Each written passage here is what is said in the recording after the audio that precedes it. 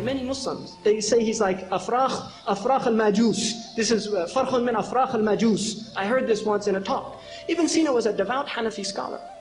Really, he was. He wasn't Ismaili. He was a Hanafi. Now he wrote a book called Shifa. And Ibn Taymiyyah once said about the Shifa, rahimahullah, he said, Al-Ghazali kana lahu marad, wa maradahu al-shifa.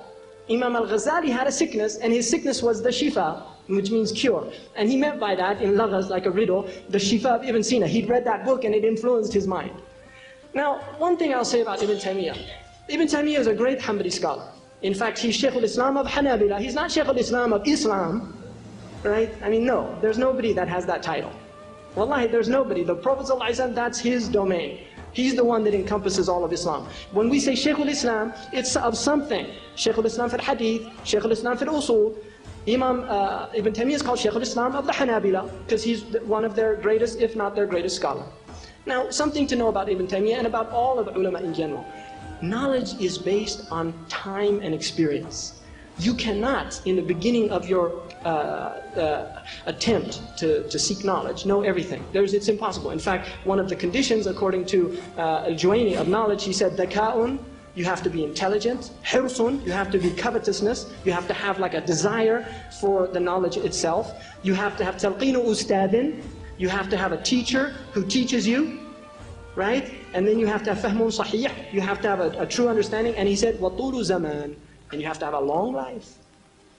Now, Al-Dhahabi, if you read some of Imam Ibn Taymiyyah's early fatwas about certain Muslims, he made takfir of them. He said, kafir, you know, this. And that's something that a lot of ulama do in their early period. They get overzealous, hasman they call it, right? Trying to really cut off the pretext or something like that, sadd al-dhari'ah. And they might say something that in their later life they regret. Ibn Taymiyyah is quoted by Imam al-Dhahabi as saying, لا نكفر أحدا من أئمة المسلمين. And he said, this is what Ibn Taymiyyah, I saw him in the end period of his life, he said, I don't make takfir of any of the imams of the Muslims. There are people now that read some of the sections of Ibn Taymiyyah and where he makes some takfir and they say, oh, kafir, right? He's kafir. First of all, let me just give you and myself a piece of advice. Don't ever call a Muslim kafir. We have no authority. We don't have any authority to do that.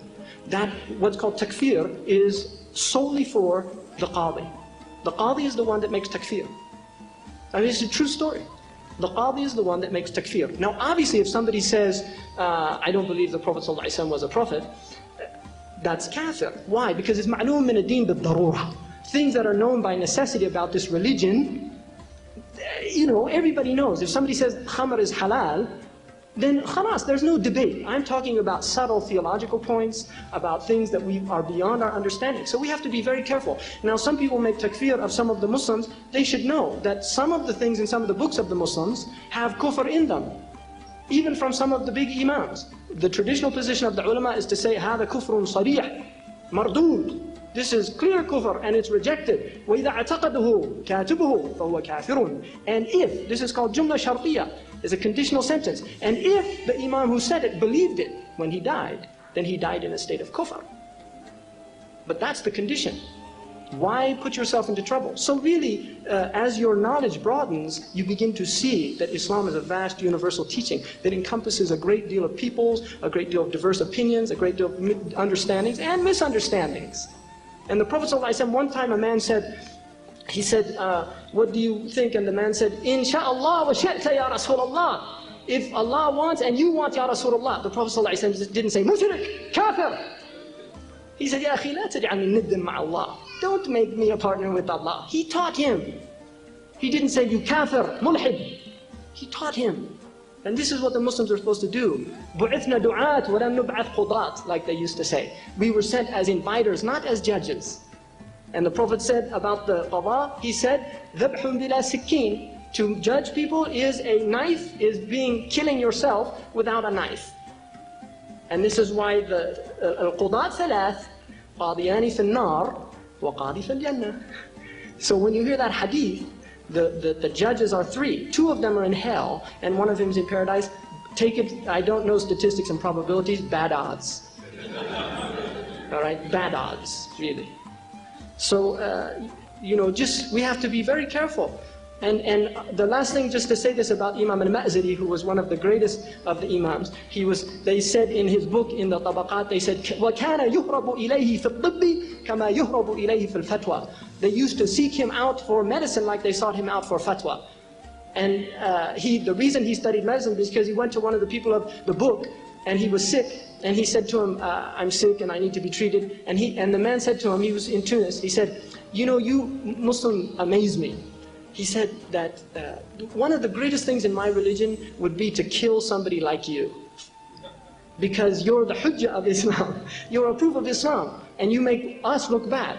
So I could just poison you. And yet you come to me trusting me. He said, I don't understand that. And Al-Ma'ziri said he thought deeply about that. And he realized that we have to be independent in our knowledges. And so he went and mastered medicine. For that reason, and that's yasud al-thughra. That's seeing the opening that needs to be filled and going and seeking it out. And one of the great thughra of our age is a need for scholars, not just of Islam, but also who know the age they're living in. Because Allah clarifies kufr. Right? لِتَسْتَبِينَ سَبِيلَ الْمُجْرِمِينَ. The way of the mujrimeen has to be clear. Part of the Quran is to clarify kufr. Not just to teach Islam and Iman and Ihsan, but to explain to us what kufr is too. So we have to deconstruct them. We need anthropologists that are Occidentalists. Like they have Orientalists, we need Occidentalists to write our notes. And Al-Asma'i is one of the first anthropologists in history. Al-Asma'i went around the Bedouin tribes, and he just used to write everything he heard. And one of the Bedouin, when he saw him doing that, he said, SubhanAllah, you're just like those kataba, al-barara. You're like the angels. Everything I say, you write it down. And one little story about Al-Asma'i, because I like Al-Asma'i. He was once in a Bedouin camp, and the woman brought in the tea, and this was permissible according to Imam Malik in the Muwatta for a woman as long as there was adab and things to serve. But she was a Fattana, very beautiful woman, and Al-Asma'i, who, you know, he was with Harun al-Rashid, and he was, you know, he was a good Muslim and everything, but he was a worldly type of person, rahimahullah. He said, she was an incredibly beautiful woman, and the husband was very ugly. And he said to her, he said, SubhanAllah, how does somebody as beautiful as you end up with somebody as ugly as him? And she said to him, Attaqillah, Ya Al-Asma'i, have taqwa of Allah. لَعَلِّي أَسَأْتُ إِلَى رَبِّي فَهُوَ جَزَائِي وَلَعَلُّهُ أَحْسَنَ إِلَى رَبِّي فَأَنَا جَزَاؤُهُ. Maybe I did something wrong and he's my reward. And maybe he did something right and I'm his reward.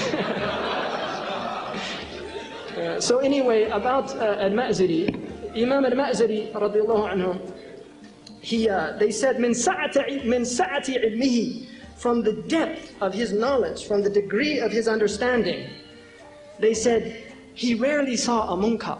He rarely saw a munkar. Because of his vast knowledge, he used to be able to find some excuse for his brothers. In other words, when he saw something that most people would say is a munkar, he had some opinion of one of the ulama that it was acceptable. It's a beautiful statement to have as an epitaph for you know, in a book about you, that you looked to the best of people and you sought for what are called makharij. الْمُؤْمِنُ يَلْتَمِسُ عُذْرَ أَخِيهِ وَلَوْ 70 مَرَّةً. The mu'min, he looks for excuses for his brother even 70 times, right? I have a friend who told me, because he's always having me come over, I keep saying yes, yes, and then, you know, I said, يا أخي التمس عذري. And he said, أنا تقريبا على 68. He said, I'm at about 68 right now, so you've got a couple more. You know, there's no years in Akhirah, really. In fact, Yawm al-Akhir is the last day, because that's it. After that, there's no more days. There's ahqab in the Quran, which that verse is actually mushkil in terms of the mufassirin. But just to say about hadith, our hadith probably is one of the greatest intellectual contributions to human society, because it is really the first deep critical analysis of knowledge. The muhaddithun were extraordinary people, and intiqad, which the Arif mentioned about muntaqid. Muntaqid is actually a maqam in hadith, you know, so it is a maqam. In fact, criticism comes once you get to a level of knowledge. But the reason you criticize is not to find fault, it's actually to purify and to correct. So there's a difference between somebody who's called mu'ayyib and muntaqid. Because naqd means wealth. And from a wealth of knowledge, you can make criticism. If you don't have knowledge, then you should just really withhold your criticisms, because you'll get yourself into danger. So about the hadith, I would say first of all, we have many degrees of hadith, but there are basically three dominant criterion. The first one is called mutawatir, which is a hadith, and there's debate on what exactly is a mutawatir, but the basic idea, some say 5, some say at least 10 isnad in each generation, but most say enough isnad that it would be impossible for there have been a conspiracy of narrators to have fabricated the hadith. And that hadith is obligatory to believe in. It is a wajib. Now there are some hadiths, Imam Suyuti wrote a book called about the mutawatir, and there's about 4 or 5 books. There's only about 200 hadith that are mutawatir. There are not that many. And one of them, interestingly enough, is the hadith, من كذب علي متعمدا فليتبوأ مقعده من النار. The one who tells a lie about my hadith, let him take his place in the fire. And that is mutawatir, which is amazing. That means all the Sahaba heard that hadith. So the Prophet said it a lot of times in many different places, and it was transmitted each generation by so many narrators that it's impossible. If somebody comes along and says, I don't believe that hadith, most of the ulama, in fact, I don't know any in the people of Sunnah wal Jama'ah, because there's a difference with the Shia people about hadith. They have different books of hadith that they look to. But in the people of Sunnah and Jama'ah, there is a consensus that somebody who rejects the mutawatir hadith is not a Muslim, that they're outside of the pale of Islam, because it's impossible for there to have been to a lie. So that hadith actually it's called a dalil al-qat'i. It's a qat'i proof in its wurud. In other words, in usul, you have different types of proofs. You have what's called ranni al-wurud, and qat'i al-wurud. Ranni al-wurud is when it's called a ahad hadith, and it's either sahih or da'if. And da'if is not used for the ahkam. And so anyway, if it's mutawatir, then we have to absolutely believe it. Now, the second level of that is what's called the sahih hadith. And I will say one of the great tribulations of our age is all these muhaddithin running around. They're all over the place. Really, muhaddithun are everywhere. Ya akhi, qala Rasulullah sallallahu alayhi wa sallam. And then they bang you over the head with the hadith. First of all, that's called in hadith literature, naqal al-wijada. If you say a hadith that you read in a book, that's called naqal al-wijada. And naqal al-wijada by the Salaf, so somebody who wants to be Salafi should listen to this. Naqal al-wijada by the Salaf is unacceptable. You can't even relate a hadith that you read in a book. It is actually considered impermissible by the early ulama to relate a hadith that you read in the book. And especially if you don't know the fa'il min al-maf'ul. If you don't know the subject from the object of the sentence, which most, even modern Arabs don't. I mean, you ask something like, قَامَ زَيْدٌ وَضَرَبَ عَمْرًا, and you say, اعرب هذه الجملة يا أخي. Man, I had nahu a long time ago, I can't. Really, I mean, we have to have humility. The ulama didn't make comments on Quran or Hadith until they mastered the Arabic language. That's a prerequisite of Islamic knowledge. Now, that doesn't mean we shouldn't read the Hadith, because unfortunately we don't have very many muhaddithin left, and the books are there, and some of them have been translated, and I guarantee you, as somebody, my knowledge of Arabic is limited, and I'm not saying that out of some false humility. I'm saying that quite realistically. I mean, if you actually get into the Arabic language, I don't know how they learned it. I don't.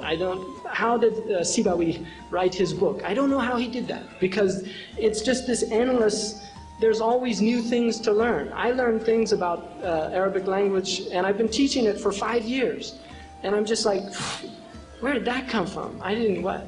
It's an unbelievable language. Fiqh al-lugha is so complicated, sophisticated. And so we have to recognize that. So the sahih hadith is a sound hadith. Now, a hadith al-sahih that is not mutawatir, sawabun yahtamal al-khata.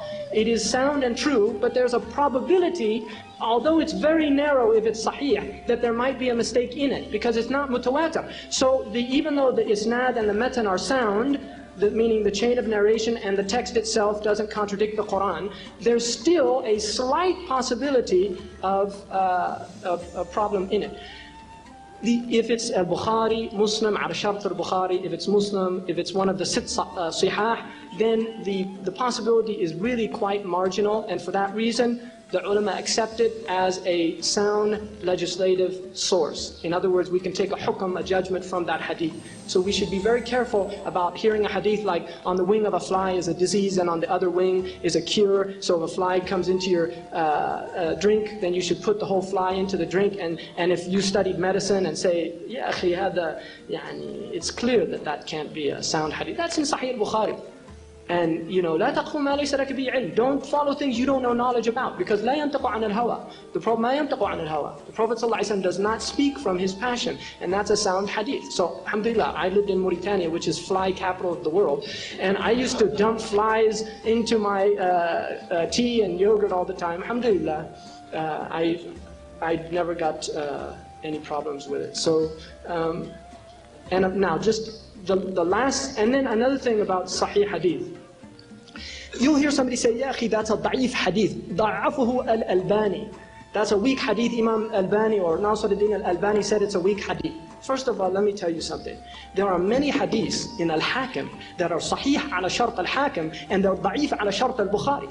Imam Al-Hakim considers it sahih, but Al-Bukhari considers it weak. And then there's maratib of weakness. There's not just weak, there's da'ifun hasanun bighayrihi. There's different levels of weakness. Some are weak in their isnad or something, but they're strengthened by another hadith that might be gharib or something like that. So my whole point of this is we're dealing with a complicated science. It's not something you can learn by buying a copy of Al-Bukhari translated by Dr. Muhsin Al-Khan and suddenly you become a muhaddith.